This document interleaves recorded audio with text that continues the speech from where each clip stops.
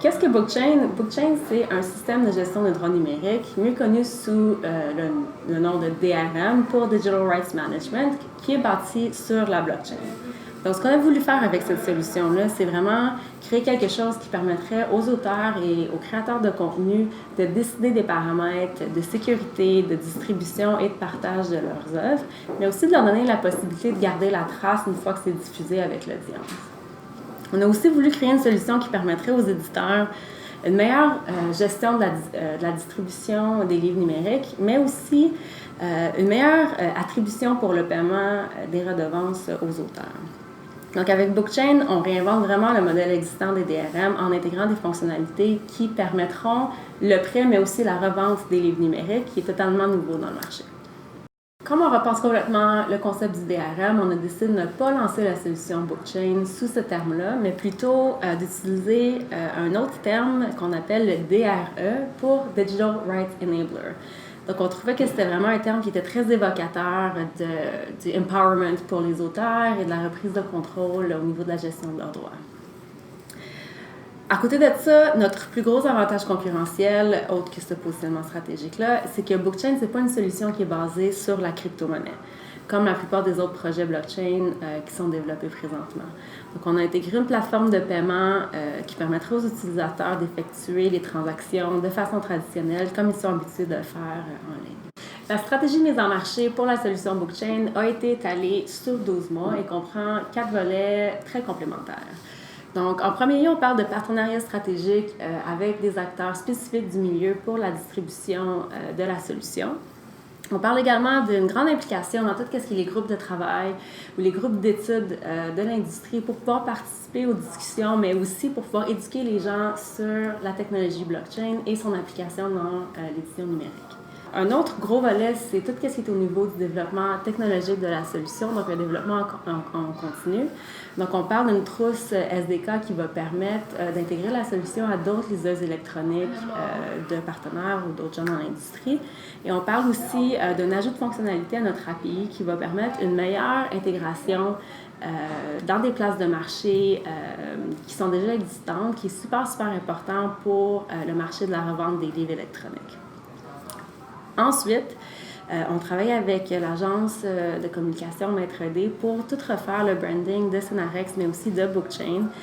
Donc, on met en place une grande communication stratégique pour la marque. Et ce qu'on veut faire, on veut vraiment toucher le grand public dès maintenant pour les sensibiliser non seulement à la marque, mais aussi aux fonctionnalités que la solution Bookchain va apporter à leur livre numérique. Pour le plan de promotion de la solution Bookchain, on met en place un plan de communication intégré qui va nous permettre d'avoir une présence sur différentes plateformes simultanément, mais aussi d'avoir de multiples points de contact avec nos clientèles.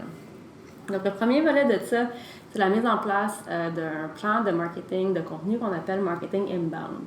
Donc, c'est une stratégie qui est très, très utilisée en B2B, qui cherche à créer du contenu pour bâtir une notoriété puis pour aller chercher de la clientèle également là-dessus. Donc, on parle de publicité interactive web, on parle de création de blogs, on parle de création de white paper, tout ça pour attirer l'attention de notre clientèle.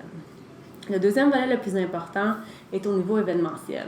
Donc, l'équipe de Cenarex, pour la promotion de la solution Bookchain, on va participer, mais on va aussi commanditer différents événements ou des salons ou des conférences dans différents volets dans l'industrie.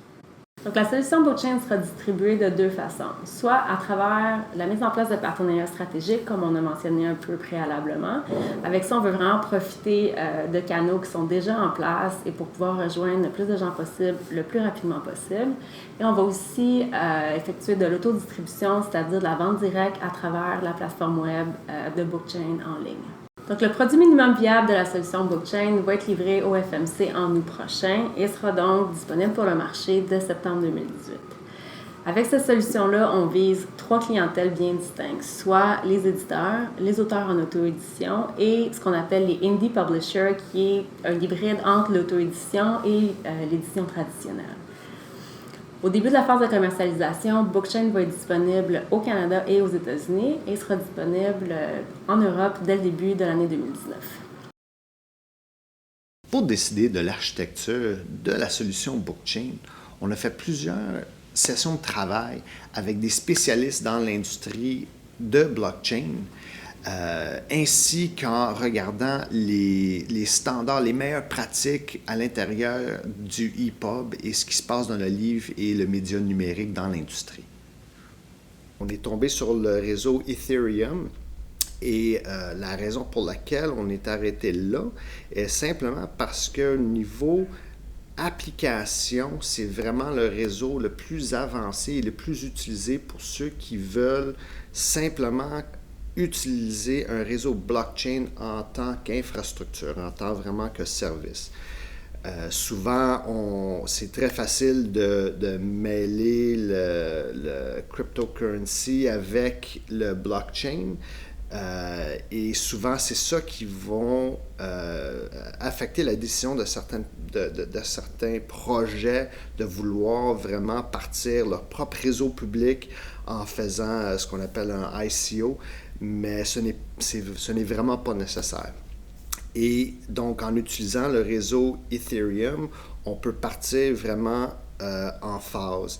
Donc, en première phase, on va être capable d'avoir un contrat qui va nous permettre vraiment de cibler tous les éléments qu'on voulait voir dans l'expérience utilisateur. On aimerait rendre la solution blockchain disponible pour tous les lecteurs de médias numériques.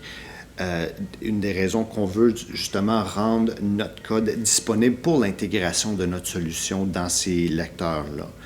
Et aussi, comme but final, on aimerait rendre notre solution comme étant un standard de protection de médias avec, par exemple, la W3C ou les DPF. Maintenant, je vous présente la solution blockchain de Synarex. Depuis l'année passée, quand le prototype a été mis en place, on a rajouté beaucoup de code. Dans le fond, dans le code, on a créé les différents API. On a les contrats sur le réseau blockchain Ethereum qui contiennent les règles qui sont appliquées aux transactions sur les livres. On a publié aussi notre site web publiquement. On a aussi ici ce qu'on appelle à l'interne le Stitcher. C'est le code qui prend l'information de la blockchain pour le mettre à l'intérieur du EPUB lui-même. Ensuite, on a des modules d'encryption et de décryption pour les fichiers. On a aussi le client avec lequel un éditeur ou bien un auteur ou un lecteur peuvent téléverser des livres, lire des livres, etc. Tout ça est sur une infrastructure d'Amazon qu'on appelle une infrastructure serverless. Ce qui veut dire qu'il n'y a aucun serveur en tant que tel. Ce sont des services gérés. Et la collection de services font, dans le fond, font le fonctionnement de la solution au complet.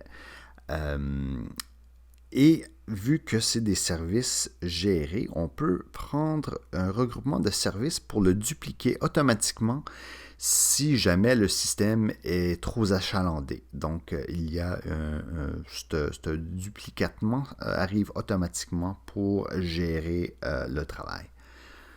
Donc, serverless, ici, on le voit, c'est vraiment une gestion. Ça s'applique à Amazon Web Services, ça fonctionne sur d'autres plateformes aussi, mais ça permet vraiment de scripter et de créer ce regroupement de services qui se publie automatiquement. Ces services-là sont des S3. Ici, on voit des regroupements de dossiers, de fichiers. On a la gestion d'utilisateurs pour la blockchain. Ici, on met les règles d'authentification et les différentes informations reliées à un utilisateur. On a les API. Ici, on voit les différentes méthodes qu'on peut appeler sur les fonctions dont je parlais, qui sont à l'intérieur de Amazon. On appelle ça des lambdas. Dans les lambdas, ici, on voit la liste de nos différentes API auxquelles on peut faire appel, soit automatiquement, à partir de S3, dans le fond, les fonctions automatiques sont l'enregistrement sur la blockchain, l'encryption, décryption, etc. Ou on a des appels qui sont faits par l'utilisateur, par le portail ou par le lecteur. Et après, ici, on a une base de données qui contient les informations reliées au livre, aux utilisateurs, etc. La démonstration de la deuxième version bêta de la solution Bookchain. Donc, on commencera avec l'enregistrement d'un nouvel utilisateur. On ne retouchera pas l'infrastructure qu'on a vue dans l'autre vidéo, mais on partira simplement dans l'enregistrement et on continuera par la suite. Donc, ici, on va créer un nouvel utilisateur avec un mot de passe. Ici, on peut montrer le mot de passe pour voir qu'on l'a bien tapé. Et maintenant, on va attendre un code de confirmation. La voilà, 488759. 488759. Et on la vérifie. Et voilà, on est enregistré.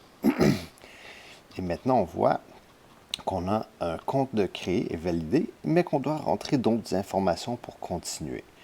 Donc, on va commencer dans l'administration ici. Donc, on voit que mon courriel est bien enregistré et vérifié. On va procéder à remplir le profil. Donc, je vais choisir mon nom ici. Ça va remplir automatiquement. Et là, je vais enregistrer le profil.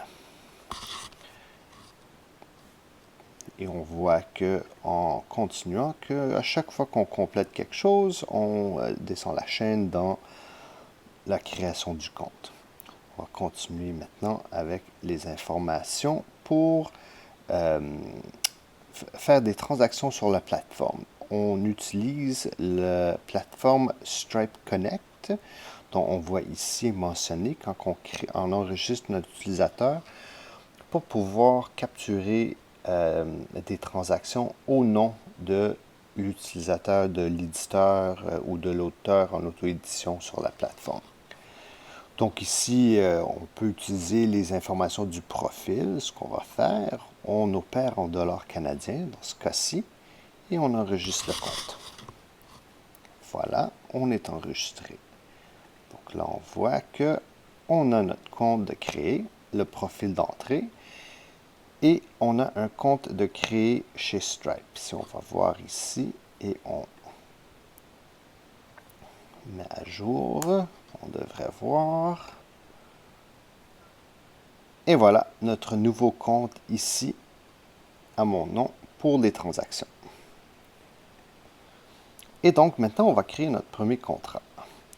Le contrat ici va servir à gérer les livres numériques qu'on téléverse sur la plateforme qu'on veut publier. Donc, on va commencer avec un nouveau contrat. On va dire que c'est un contrat standard, juste pour l'identifier. Pour mes contrats standards, un livre se vend à 10 $. On a le droit de revendre le livre et on va dire que c'est à 3 $. Et pour la distribution de royauté à l'auteur, on va dire que l'auteur a droit à 30 %. Maintenant, il y a beaucoup d'autres règles qu'on va rajouter, mais ceux qui sont ici sont simplement pour tester la fonctionnalité de publication sur la blockchain. On peut aussi choisir une licence. Par défaut, on a inclus des licences du Creative Commons. Par contre, un éditeur peut avoir des licences standards d'afficher ici, qu'ils ont déjà des contrats standards avec les auteurs. Mais on va choisir une licence Creative Commons à l'instant et on va la créer. Et voilà, on a un contrat. Donc, si on revient en arrière, on a un compte, le profil, nos informations pour le compte Stripe. Notre premier contrat est créé. Et maintenant, on va procéder avec le livre. On voit qu'on a un contrat ici. Pour le livre, on va rajouter un livre ici. Et on va choisir un livre que j'ai testé. Mettons n'importe quel livre, c'est juste pour l'information, mais bon. Ici, on voit, ça va chercher l'information basée sur le ISBN du livre sur l'Internet et ça remplit déjà les différentes informations d'un livre. Et aussi, vu qu'on a déjà choisi un contrat, on va aller la chercher et on va choisir notre fichier qui va avec. Là, je vais en prendre un au hasard qui est un autre livre afin de démonstration, mais bon, ça va être le bon fichier qui va avec le livre. Et on va créer le livre. Et voilà. Donc on voit maintenant le livre qui est créé.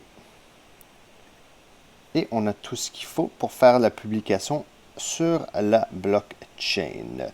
Malheureusement, dans cette démonstration, je ne peux pas vous montrer cette publication-là en tant que telle parce que les API sont présentement en développement.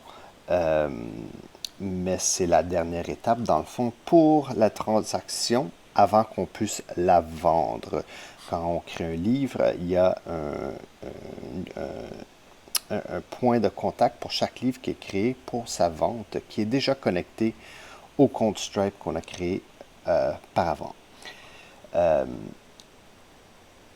On peut aussi voir que si on va voir notre livre ici, que j'ai un lien qui a été créé pour le livre.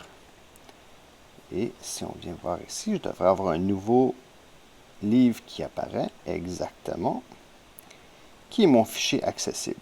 Et par la suite, quand on fait le transfert de permission pour le livre, on va, là pour l'instant, je vais le mettre juste accessible à tout le monde pour voir de quoi ça a l'air en sauvegardant.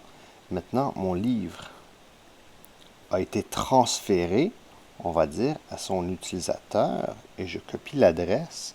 Et maintenant, si je prends le lecteur qu'on utilise pour nos tests et pour la production ici, que je suis capable de lire le livre à partir de l'URL dont on l'a téléchargé.